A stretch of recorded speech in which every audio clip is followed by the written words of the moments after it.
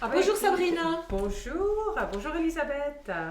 Alors, en forme pour discuter du 10e épisode du Village français. Oh bah oui, j'ai retrouvé ma place, alors tout va bien. Ah, Je me suis assurée d'arriver la première. ah oui, alors. Alors, la semaine dernière, c'était qui va à la chasse perd sa place. Ouais. Et aujourd'hui, c'est qui va à la pêche, la repêche. Ah, ah. Tu as repêché ta place. Bah tiens. Alors, est-ce que tu as aimé ce Ah oui. 10e épisode? Ah oui, oui, oui. Oui, parce qu'on est vraiment, j'allais dire, dans le cœur de l'action. On était déjà dans le cœur de l'action, mais là vraiment, c'est toute la question juive Oui, exactement. qui apparaît dans cet épisode. Oui, absolument, parce que dans les épisodes précédents, bien entendu, la Deuxième Guerre mondiale est présente, Ouais. mais le juif, la question juive n'est jamais...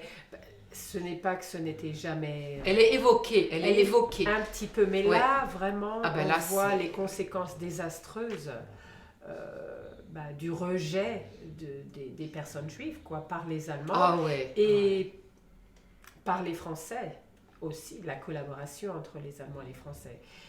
Oui, cet épisode, pour moi, est un épisode clé, est un épisode Ah ouais. vraiment où on voit l'horreur de la Deuxième Guerre mondiale, la façon dont le juif est... le regard sur le juif et enfin les atrocités Ah, de c'est la Deuxième épouvantable. Guerre mondiale, quoi. Le juif Épouvantable. n'est pas considéré comme un être humain. Ah non, c'est ça. Et d'ailleurs, j'ai dans ma tête, je ne sais pas pourquoi j'ai fait un parallèle entre cela, la question juive, et le racisme envers les Afro-Américains Ah oui. ici aux États-Unis. Je ne sais pas pourquoi, mais cela m'a fait penser à la façon dont les Afro-Américains ont été traités ici aux États-Unis.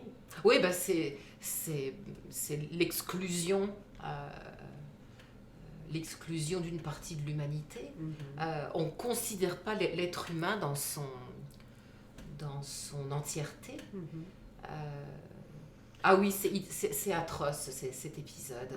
Ouais. On assiste au renvoi Sarah? de Sarah, la petite bonne.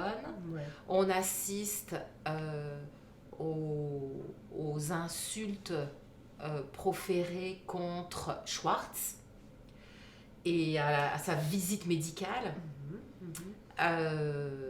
Le passage de la famille juive, le passage de la ligne de démarcation pour la famille juive, et le résultat.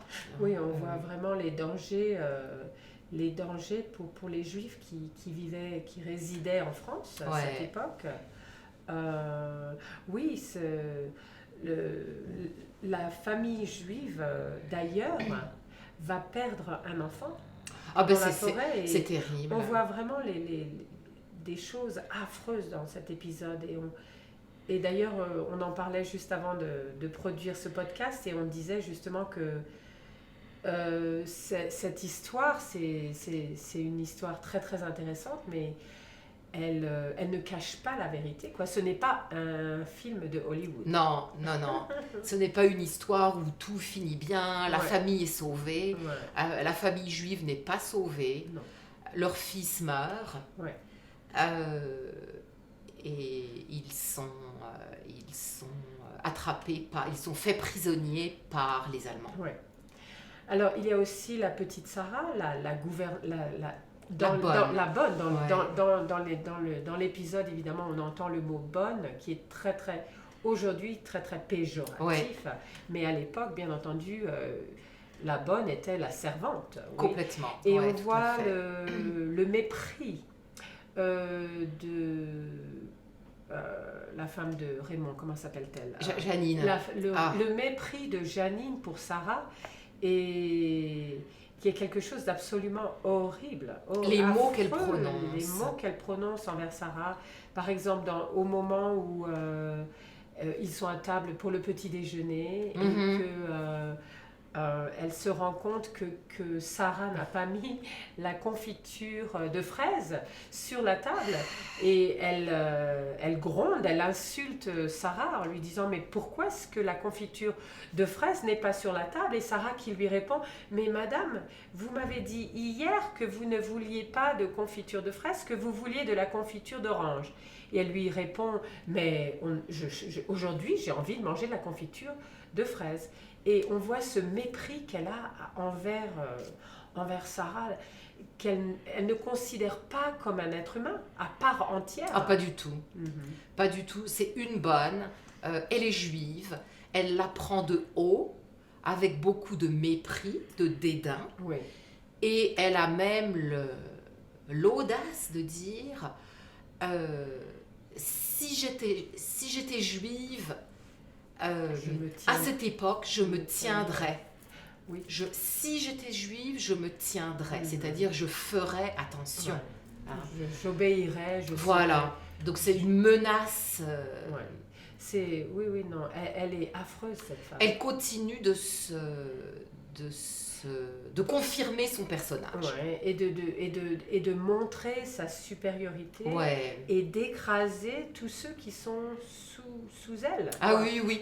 Et elle ne semble même pas avoir conscience du drame, de la tragédie qui se joue pour Sarah, Ouais. quand elle raconte à son mari que Sarah a été arrêtée. Raymond lui demande: tu n'as pas dit qu'elle avait volé? Si, bien sûr que si, mais je n'ai pas porté plainte.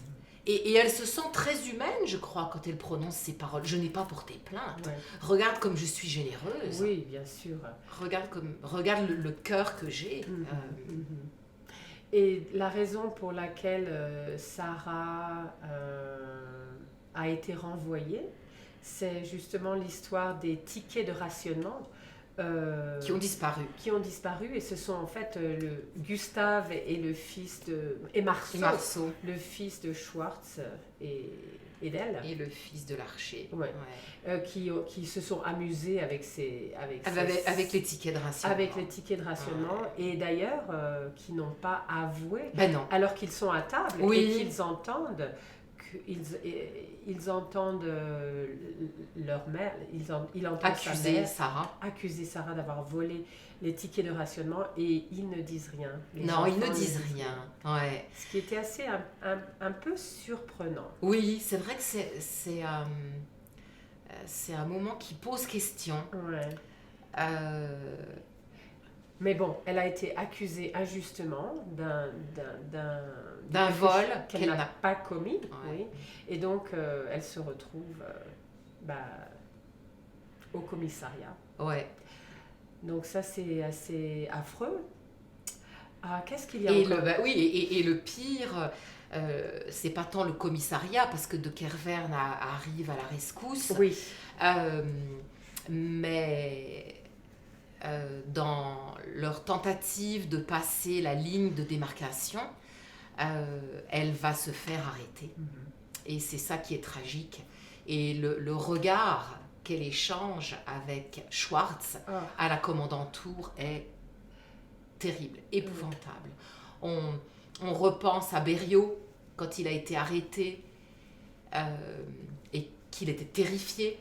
Et on revoit cette terreur, oui, c'est cette terreur dans les yeux c'est la de peur, Sarah. c'est l'appel, sauve-moi, fais quelque chose pour moi, tu sais où je vais Ah aller. ouais, Je vais me retrouver...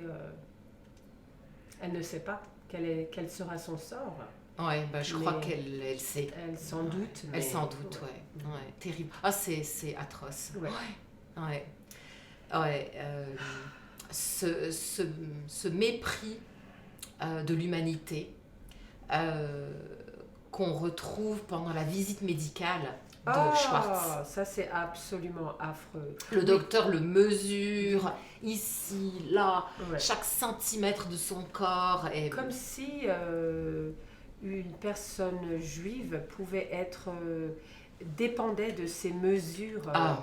comme s'il y avait une science derrière. Ah, cette question de race, c'est quelque chose à d'absolument affreux. C'est ça, c'est le déni de l'humanité. Ouais, c'est le déni. Réduire une personne à des mesures... à des mesures. Oui, exactement. Ouais. Alors, ce qui s'est passé, donc, c'est que au début de l'épisode, quelqu'un a écrit un graffiti dans la série sale youpin. Donc, youpin, c'est une expression péjorative pour dire sale juif, alors que en fait, Schwartz n'est pas juif et qu'il essaie de le prouver et qu'il va voir Von Ritter qui lui suggère justement d'aller chez ce médecin et pour vérifier qu'il est bien, qu'il n'est pas... Que sa morphologie n'est pas juive. C'est absolument incroyable, oui.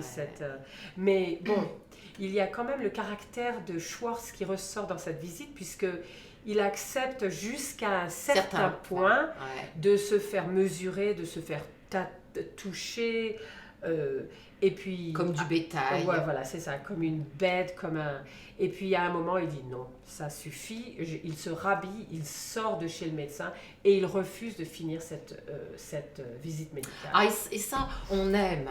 Oui, c'est pour le spectateur, c'est encourageant, c'est ça. Rebelle-toi, n'accepte pas ça. Exactement. Comme dans la scène à la Syrie, quand... l'inspecteur vient arianiser la Syrie. Oui. Si Schwartz est juif, il n'a pas le droit d'être directeur d'un business. Oui. Et que Schwartz se révolte et le frappe. Ouais. Soulagement. Oui, on aime. On est content. Ah ouais, là on est content, c'est finalement... Vas-y, casse-lui la figure. Allez, vas-y. Oui, tout à fait, oui. Et il est sauvé d'ailleurs par Von Ritter. Oui, qui arrive comme la cavalerie. Oui, voilà, c'est toujours ça. À temps. C'est très... Donc il y a des côtés un petit peu burlesques, un peu le cinéma, la cinématographie qui prend... Oui, et cette scène d'ailleurs qui est un peu ambivalente. Oui, tout à fait. Parce qu'on est choqué, on est outré, on est dégoûté des insultes que l'inspecteur ose dire à Schwartz. Oui. Mais quand c'est Von Ritter qui s'indigne, que le nom Schwartz puisse être associé à un nom juif, là on a une réaction différente. Oui. Von Ritter vient à la rescousse de Schwartz. Von Ritter est le sauveur. Et il dit d'ailleurs à l'inspecteur, mais j'ai un cousin qui s'appelle Schwartz. Voilà. Et ça, est-ce que vous oseriez insinuer que j'ai un cousin juif ? Et c'est une scène qui est... je sais pas comment dire, tragiquement comique. Oui, voilà, c'est ça. On ressent quand même le comique de la situation, bien que derrière cette situation, c'est l'horreur. C'est très tragique. Ouais. Mais on s'amuse. Oui, on s'amuse un peu. C'est une revanche contre cet inspecteur épouvantable. Absolument, oui. Schwartz est vengé Ouais. par Von Ritter. D'ailleurs, il y a une espèce d'entente entre Von Ritter et Schwartz. Oui. D'ailleurs, il dit c'est donnant-donnant. Donnant-donnant. Oui, parce qu'il va... J'attends quelque chose de vous. Oui, voilà, c'est ça. Il va y avoir un échange. Je pense que Von Ritter a besoin de bois. Oui, pour une opération militaire, qu'il ne peut pas encore, il ne donne pas tous les détails, bien sûr. Et donc... Et là, on lit la consternation sur le visage de Schwartz. Absolument, oui. Il va falloir qu'il collabore avec les Allemands encore. Oui, tout à fait. Oui, donc il y a cela. Il y a aussi Lucienne. Alors, Lucienne, qui tombe amoureuse de Kurtz et qui en même temps est courtisée par Berriot. Donc elle a Berriot qui la courtise d'un côté et elle a Kurt qui la courtise d'un autre côté. Et c'est Il y a des moments attendrissants dans cet épisode où Kurt va réparer la radio dont elle a besoin pour écouter un concert. Et puis il y a ce fameux baiser entre eux, finalement, donc la consommation de leur idylle. Et puis il y a aussi la demande en mariage de Berriot. Alors elle joue sur les deux fronts, quoi. C'est un peu difficile pour elle. Elle respecte beaucoup Berriot, elle lui a sauvé la vie. Et puis, mais elle n'est pas amoureuse de lui. Voilà, c'est ça. Et c'est ça vraiment, on en avait déjà parlé, mais c'est vraiment admirable. Elle n'est pas amoureuse de lui, mais elle a beaucoup de respect pour lui. Elle est dévouée. Oui, elle a du respect pour la personne. Et pour elle, ça justifie qu'elle se soit sacrifiée pour lui. Et on lit dans son visage la difficulté pour elle de dire non à Berriot, quoi. Non, Ben oui, et Berriot, il pensait qu'il avait ses chances. Alors il lui a mitonné. Il lui a préparé un excellent dîner. Oui. Alors ce qui est intéressant dans cette série, c'est que, en fait, dans beaucoup d'épisodes, il y a toujours la nourriture revient. Ils mangent toujours de la soupe. Oui. Ou bon, ils font toujours allusion au manque de nourriture. Mais il y a toujours de la nourriture, il y a toujours des choses intéressantes. Alors dans cet épisode, donc Berriot va lui préparer un petit dîner d'amoureux. Et alors le dîner, c'est un pigeon avec au pruneau. Oui, alors nous, l'idée de manger du pigeon aujourd'hui, c'est absolument... surtout qu'on imagine vraiment le pigeon de ville. Oui, voilà. Et moi, et entre le moment où Berriot propose de faire le repas et le moment du repas, il ne se passe que quelques heures. C'est la même journée. Et alors, donc on se demande comment aller tirer sur un pigeon. Ou attraper un pigeon sur le rebord de la fenêtre. Et puis le cuisiner, oui. Alors ça, c'était assez intéressant. Il y a aussi, ils font mention c'est Marie qui parle des topinambours. Oui. Alors ça, on a regardé, c'est une espèce de... C'est une tubercule, le topinambour. On en entend beaucoup parler. Mais c'est vrai que je m'étais jamais vraiment penchée sur la question du topinambour. On a dû en manger dans notre jeunesse, mais oui.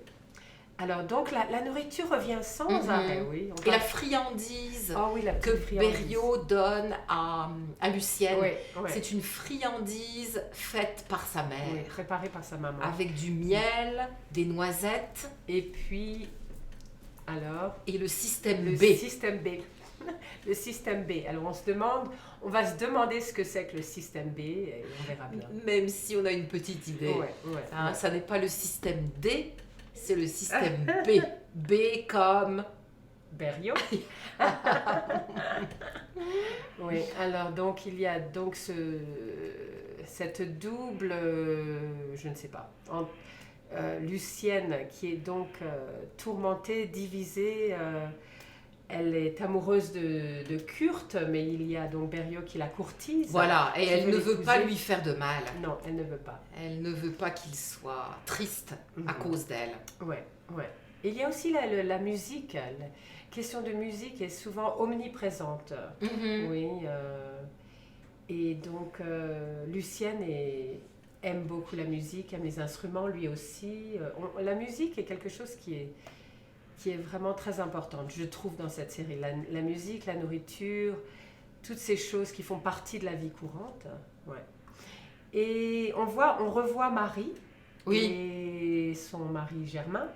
Laurin, pardon. Marie et Laurin. Tu t'y feras jamais. Non, les noms... Je sais que... moi et les noms. Non, c'est depuis le début, tu as décidé qu'il s'appelait Germain. Oui, je ne sais pas. Et donc, pourquoi. Tu n'en démordras pas. Oui, alors... Il restera Germain dans ton esprit. Alors oui, donc, qu'est-ce qui se passe entre Marie et Laurin? Il y a cette fameuse scène où elle lui avoue à demi-mot qu'elle... fait partie de la résistance. Voilà, qu'elle fait partie de la résistance. Alors, on voit qu'il est Il est rempli d'admiration. Oui. On voit surpris, choqué. Il ne s'attendait pas à ça. Oui, c'est un choc. Choqué, mais il est admiratif. Exactement. Ouais. Et donc, elle lui demande s'il va accepter d'amener cette famille juive, de faire passer la ligne de démarcation. Ouais. Et il accepte. Et puis, donc, il se passe quelque chose quand il amène cette famille pendant la nuit. Et ça, c'est une scène assez difficile. Ah, c'est terrible, ouais. Laurin rencontre l'homme à qui Schwartz a vendu les poulets. Et là, il comprend. Il comprend que... Il comprend ce qu'il avait soupçonné, ce qu'il soupçonnait déjà depuis un moment. Marie l'a trahi, elle l'a trompé avec Schwartz. Et il s'en rend compte et c'est le choc. Il abandonne la famille juive en plein milieu de la forêt, et Sarah. Et d'ailleurs, c'est quelque chose d'affreux puisque les Allemands vont trouver cette famille et vont tuer un des enfants, le fils de cette famille. Le fils est tué. Et ça, c'est terrible. Terrible. Et d'ailleurs, on voit une civière. On voit la civière. Ah oui, à la fin de l'épisode, et ça, c'est très difficile. Vraiment, ce film ne nous épargne rien. Oui. Ouais, ce n'est pas Hollywood. Il n'y a pas de fin, de bonne fin. Pas de fin heureuse, pas pour tout le monde, du moins. Ouais. Est-ce qu'on a parlé de tout? Est-ce qu'il y a d'autres choses? Je pense que c'était l'essentiel, vraiment. À quel point les Juifs sont ciblés.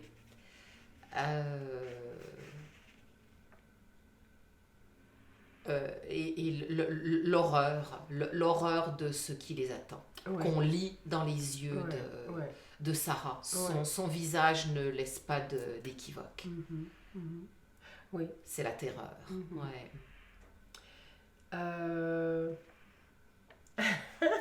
Ben écoute, je sais pas, je me demande si on a parlé de tout. Je pense que oui, on a touché à toutes les choses importantes dans cet épisode. Alors on va se dire vivement le 11e. Oui. À bientôt pour le 11e épisode. Est-ce que tu réalises qu'on a presque fini la première saison? À peine.